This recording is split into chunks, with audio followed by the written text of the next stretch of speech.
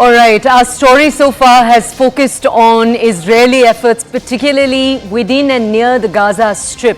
Israel is surrounded by 4 countries. We're now taking you to updates on the Lebanese border, the border they share with Lebanon. Following the shooting forwards and towards an IDF military post on the Lebanese border, the IDF, remember, is the Israeli Defense Forces. The IDF is continuing to strike in the area. The IDF has also issued a statement. They're saying, and I quote, the area up to 4 kilometers from the northern border with Lebanon has been closed. Remember, Lebanon is home to the Hezbollah outfit. It is the back and forth between the Hezbollah that has also been Israel's focus within the last few days. The IDF now emphasizing that entry into the area is now prohibited. They're asking the public to be aware of this. Remember, this is taking place. These are developments coming in from the north of Israel. So far, we have focused largely on the south. My colleague Abhishek, who is with us right now, Abhishek has been in Tel Aviv. He's now moving south as we speak, but he's joining us to bring us context on this story. Abhishek, we've largely focused over the last few days on the Israeli counteroffensive when it comes to what's taking place on the Gaza Strip. These are developments taking place up north against Hezbollah, which is based out of Lebanon. Can you bring us context? Well, the fight has started actually in northern Israel as well, where now Hezbollah have started, targeting Israeli military locations. Today, as we are reporting, one of the anti-tank gun or firing has caused some injuries to the Israeli side also. So now the fight between Hezbollah and Israel is, furthering to a level where both sides have started targeting each other. There have been multiple rounds of rockets also that have been launched from the Hezbollah side into the Israeli territory. Israeli sirens have been going off there, telling people to rush to the safety. But Hezbollah side fight, though the situation along the border in Lebanon is tense, but action is largely concentrated in southern Israel, where Gaza is not very far, like about 3 kilometers from here, and the Israeli government has given about 3 hours window that will end by 1.5 hours from now, and they had asked people to move from the north Gaza to the south Gaza or to other safer places, so that more action or more targeting of Hamas holdouts will be happening today also. Okay. We have seen in the past also during the multiple attacks by the Israeli forces, there have been several casualties of civilians, and this is what Israeli forces are trying to limit by asking people to leave and giving them a safe time and corridor to move to safer places towards southern Gaza. Abhishek, I'm actually going to ask you to stay with us. One more update for our audiences about Hezbollah, and then we'll come back to you for more context on the story you were just talking about. We were talking right now about Hezbollah and the action they're continuing to take from Lebanon. They've taken responsibility for an attack that took place a few hours ago that killed Israeli civilians in a little village on the outskirts of Israel, particularly on the Israel-Lebanon border. Remember, our colleague Abhishek was telling us a little while earlier about Hezbollah developments. Then he was telling us more about the action that is taking place right now on the Gaza Strip. Let's go back to Abhishek to understand more. Abhishek, you were telling our audiences that the IDF had on Friday itself told citizens in North Gaza to move down south, and that's about 1.1 million people who are now going to be attempting to move down south. Abhishek, the United Nations has said that it is impossible for this amount of people to make their way down south in time. You also have hospitals in northern Gaza that are overflowing with patients right now. What exactly is the situation? Situation is very bad. Situation is very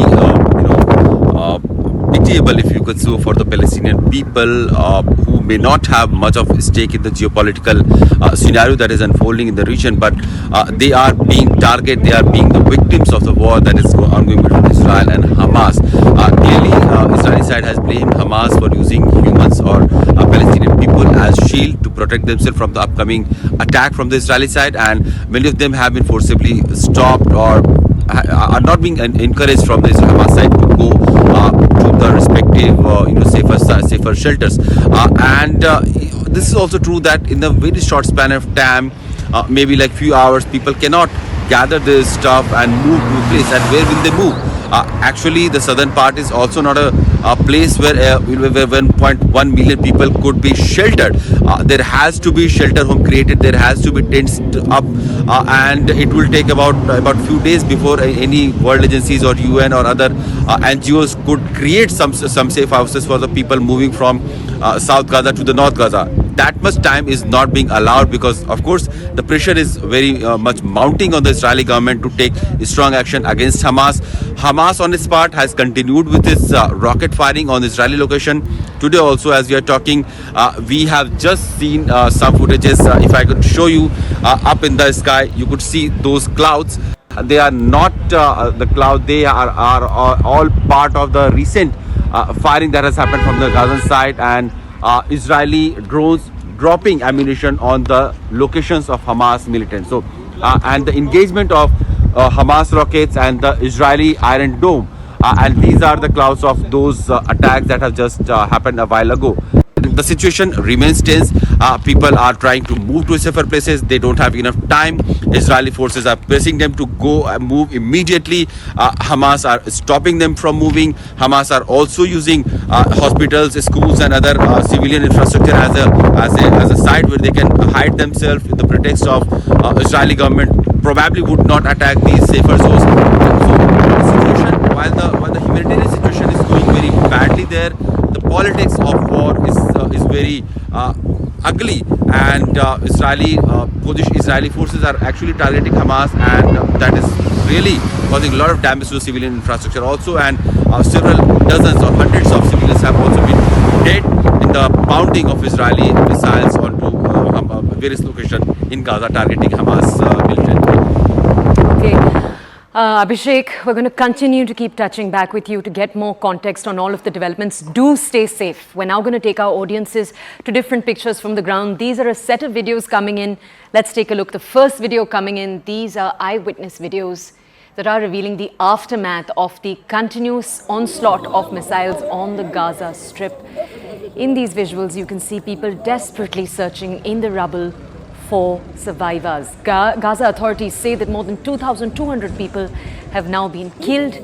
A quarter of them are women and children. They're also saying nearly 10,000 people have been wounded. These visuals on the screen behind you. Okay, our next visual. So the previous visual came into you from the Gaza Strip. This is coming to you from Tel Aviv. Tel Aviv is towards the northern to central part of Israel. In Tel Aviv, as you can see, sirens warning off residents. These are sirens that have been functioning around the clock for over a week now, right from Saturday morning last week. Now it's been a week. You can see the sirens warning residents every time there is an impending missile attack taking place. Residents take shelter. Most residents have bomb shelters built within their homes, particularly in more modern buildings. We're going to move on now from this visual. This one was coming into you from Tel Aviv. Okay. A kibbutz is a small village that's primary functioning is usually agriculture.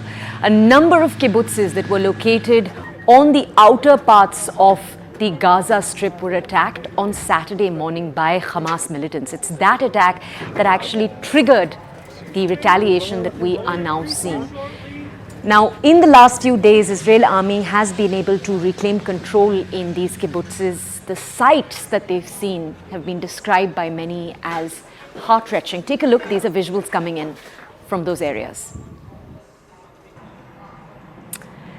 And this is a very current visual that we've got coming into you. These are Israeli forces. You can see tanks over here behind me that are deployed near the Gaza border. For about 5 days now, we've been telling you that Israel has been moving its troops down. Right now, about 300,000 troops, reservists, about 3% of the entire Israeli population is present in this region. It's an impending, as we've told you, ground invasion that is going to be taking place in perhaps just a few hours. This is what our reporters are telling us. We'll continue to bring you input. Our next visual, this one comes in from Egypt. Now, it's important to point out, Egypt is on the southern side of the Gaza Strip. There is a crossing that is called the Rafah crossing. It is currently closed, but the World Health Organization has got a plane to carry medical supplies to Egypt. They're hoping that that Rafah crossing between Egypt and the Gaza Strip will be opened up so that medicines can be allowed inside the region.